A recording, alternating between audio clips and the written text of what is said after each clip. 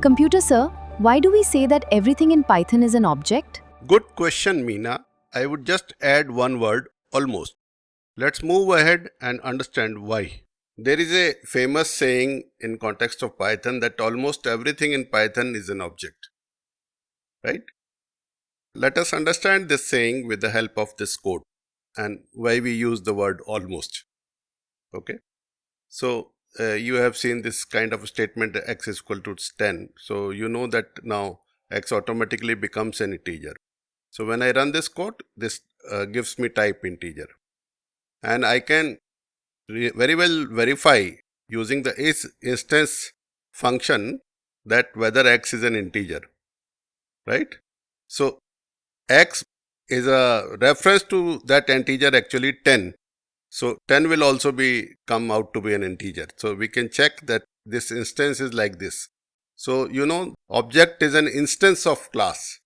So class is integer and 10 is an object of that class, and I can call this x as that name of that object. X is name of that object. So I'll write it here. X is name of object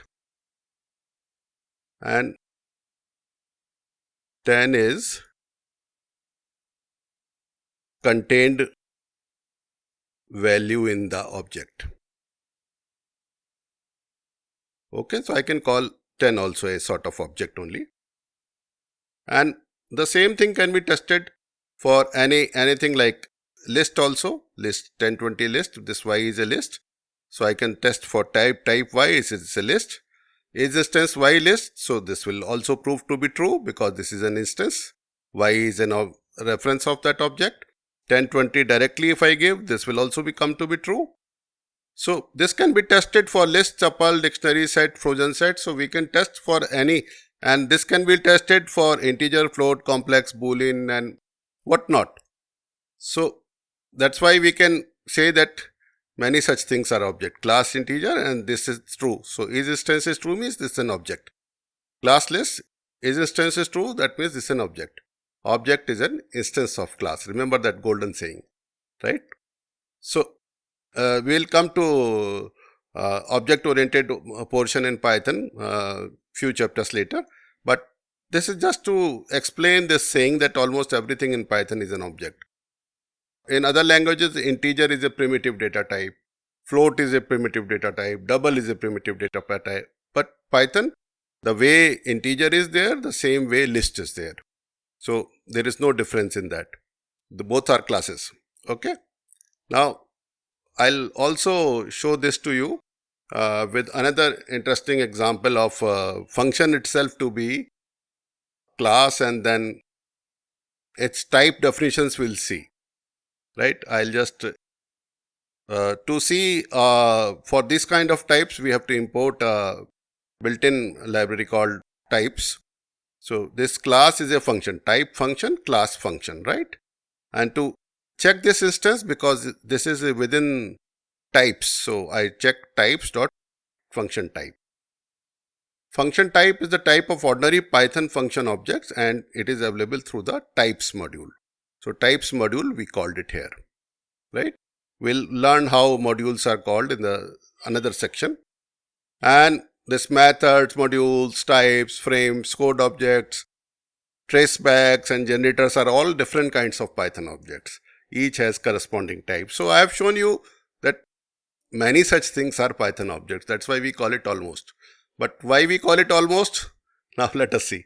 Because the word def, word while, word for, word if, these will not be objects. These are basically basic Python instructions. So I cannot say that these are objects. Okay. So that's why we are saying that almost. Other than that, whatever we define are basically certain type of class types, and within class types we define instances of those as objects. So value types will come as objects. This is clear. Now this actually clarity will give you that we will be able to use many kind of attributes and methods of these things.